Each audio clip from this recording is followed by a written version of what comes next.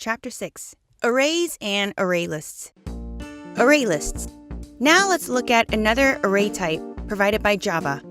Unlike the array, ArrayList is resizable and it shrinks and grows. Whether it's squeezing in data, removing it, or adding more, ArrayList can handle it.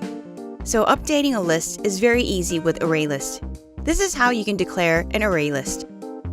ArrayList type, array name, =, new, ArrayList type, parentheses, and semicolon.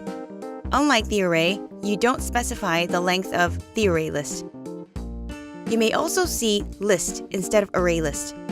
In the scope of AP Computer Science A exam, list and ArrayList can be used to achieve the same goal.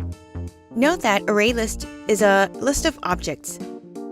Java has many useful packages including java.util. ArrayList is one of the useful util tool. In order to use these packages, you must import them. Importing is very easy. Put this line before the class declaration and the compiler will then know where to look for ArrayList or list. Import java.util.ArrayList, semicolon, or import java.util.list, semicolon. In the AP exam, you won't be required to import packages on your free response question. .add method. ArrayList has a bunch of very useful methods. To add to the list, use .add.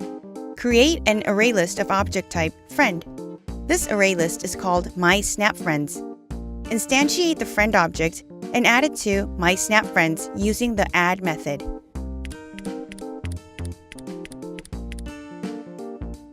You can also squeeze in or insert an element using .add method with two parameter values.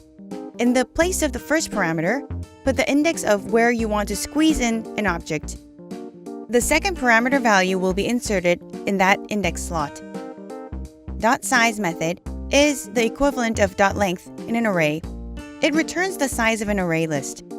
Print the size of mySnapFriends ArrayList. What is the output? It's 4.